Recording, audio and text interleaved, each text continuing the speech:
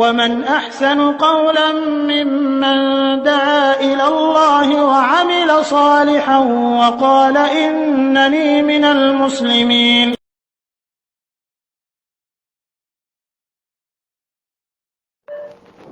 আমাদের আরেকজন ভাই প্রশ্ন করেছেন যে আমাদের দেশে মৃত্যুবরণ করলে ওই বাড়িতে 3 দিন রান্না করা হয় না, বাইরে থেকে খাবার দেওয়া হয়।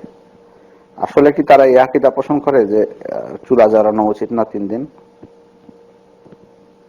এটা যদি করে তাহলে এটা ঠিক না। যদি আকীদা পোষণ করে যে 3 দিন জ্বালাতে হবে না চুলা, বা পাশে কেউ এটা মনে করে যে না তাদেরকে জ্বালা দিতে হবে না 3 দিন, এরকম যদি আকীদা পোষণ করে বা বিশ্বাস করে তাহলে এটি ঠিক না। কিন্তু স্বাভাবিকভাবে আপনার মৃত ব্যক্তির পরিবারকে 3 দিন পর্যন্ত সান্ত্বনা দেওয়া যায়, 3 দিন পর্যন্ত সান্ত্বনা দেওয়া যাবে। এখন যদি কেউ মনে করেন যে তাদেরকে নিষেধ করলাম যে তোমরা রান্না করো না, তোমরা যেহেতু শোক বিহল হয়ে আছো, আমরা খাবার দিবা কিছু, এরকম করে কেউ যদি দেয় সেটা আলাদা বিষয়। কিন্তু এরকম বিশ্বাস করা যে চুলা জ্বালানো যাবে না, এটা ঠিক না।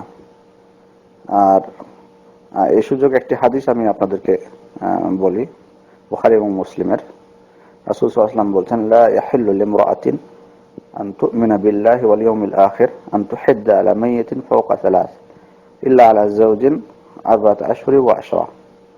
রাসূল সাল্লাল্লাহু আলাইহি ওয়াসাল্লাম বলছেন, কোন মহিলার জন্য, যে মহিলা মুমিন, আল্লাহ এবং কিয়ামত দিবসের প্রতি ঈমান রাখে, সেই মহিলার জন্য কোন মৃত ব্যক্তির জন্য 3 দিনের বেশি ইহদাদ করা ঠিক না, উচিত নয় বা হালাল নয়। তবে যদি কারো ওই মহিলার স্বামী মারা যায়, সেক্ষেত্রে তাকে 4 মাস এবং 10 দিন 4 মাস 10 দিন তাকে ইহদাদ করতে হবে। ইহদাদ অর্থ হলো আপনার মহিলা তার সাজগোজ থেকে বিরত থাকবে, সাধারণ পোশাক পরবে, অত চকচকে পোশাক পরবে না, সুগন্ধি ব্যবহার করবে না, বিনা প্রয়োজনে বিনা জরুরি কারণ ছাড়া বাড়ি থেকে বের হবে না। এটি হলো ইহদাদ বলা হয়েছে। তো মহিলারা এটি করতে পারে, অর্থাৎ শোক পালন করতে পারে।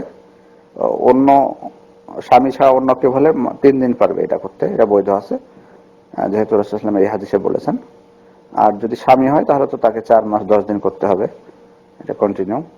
আর যদি সে তার স্বামী মারা যায় এবং সে গর্ভবতী হয়, তাহলে বাচ্চা প্রসব হওয়া পর্যন্ত। তো এই হাদিস থেকে আমরা যেটা বুঝলাম সেটা হলো যে কারো যদি পরিবারে মৃত্যুবরণ করে তারা 3 দিন শোক পালন করতে পারে, কিন্তু এর অর্থ এই না যে চুলা জ্বালাতে হবে না।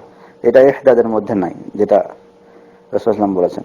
আর এটা তো আপনার এটা হলো বৈধতা দেওয়া হয়েছে, রাসূল সাল্লাল্লাহু আলাইহি ওয়াসাল্লাম বৈধ করেছেন এটা, স্বামী ছাড়া অন্য কারোর জন্য এটা বৈধ করেছেন।